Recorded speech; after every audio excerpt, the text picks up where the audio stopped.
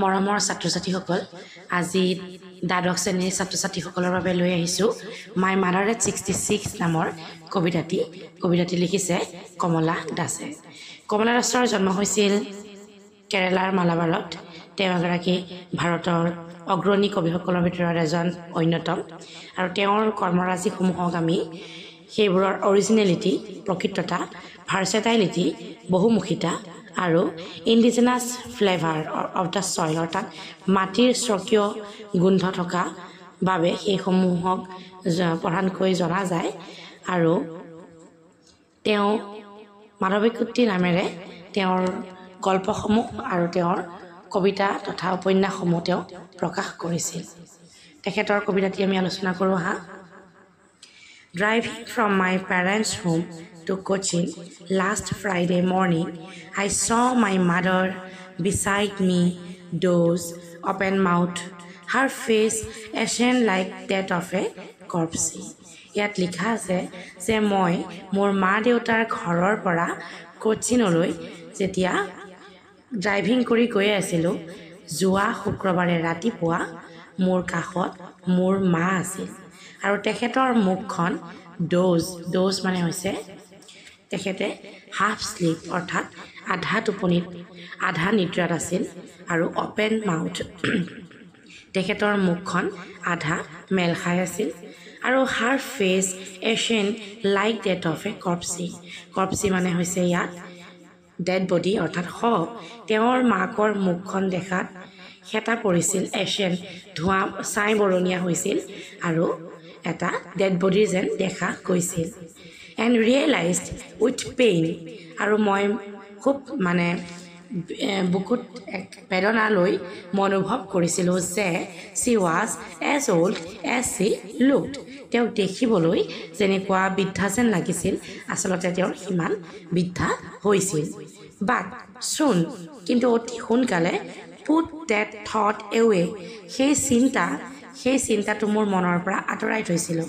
And আৰু looked out and young trees sprinting আৰু বাহিৰলৈ চাইছিলোঁ মই য়ং ট্ৰিজবিলাক, সৰু সৰু গছবিলাক স্প্ৰিণ্টিং অৰ্থাৎ দৌৰি থকা, স্প্ৰিণ্টিং মানে হৈছে পিছফালে দৌৰি থকা বা মুভিং এৱে আঁতৰি যোৱা। ইয়াত মুভিং এৱে বুলি কিয় কোৱা হৈছে?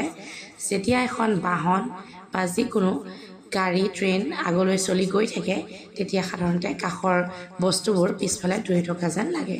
ইয়াত কবিয়ে সেই পাছলৈ দৌৰি থকা সেই য়ং ট্ৰিজবিলাকক চাইছিল, লগতে the merry children spilling out of their homes আৰু ঘৰৰ পৰা দৌৰি দৌৰি ওলাই অহা স্পিলিং আউট মানে হৈছে ওলাই অহা অৰ্থাৎ ঘৰৰ পৰা ওলাই অহা হেপী চিলড্ৰেন, মেৰি চিলড্ৰেন সেই চিলড্ৰেনবোৰক মানে চাইছিল।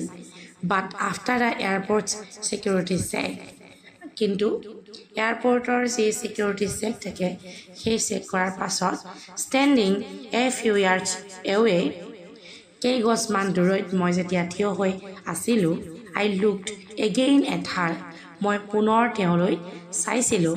One pale as a late winter's moon wan মানে হৈছে কালাৰলেছ আৰু ওৱান মানে হেতা পৰি যোৱা আৰু পেল মানেও হেতা পৰি যোৱা।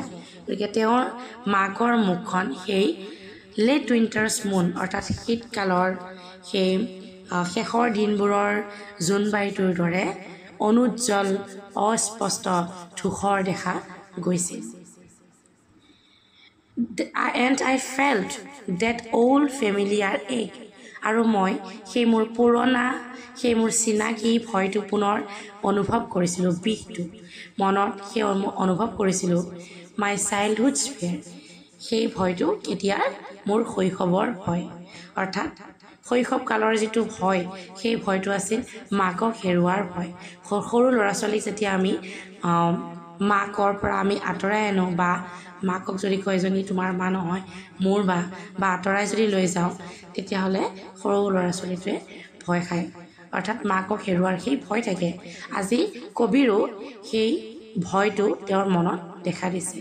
বাট অল আই ছেইড ৱাজ কিন্তু মই সকলোবিলাক ঢাকি ৰাখি মই কৈছিলোঁ চি ইউ চুন আম্মা অতি সোনকালে পুনৰ লগ হ'ম মা বা পুনৰ দেখা হ'ম মা all I did was smile and smile and smile আৰু মই কি কৰিছিলোঁ কেৱল হাঁহিছিলোঁ হাঁহিছিলোঁ হাঁহিছিলোঁ ইয়াত কবিয়ে নিজৰ বেদনা ঢাকি ৰাখিবৰ কাৰণে সেই হাঁহিটো মাৰিছিল বুজি পাইছা নিশ্চয় ধন্যবাদ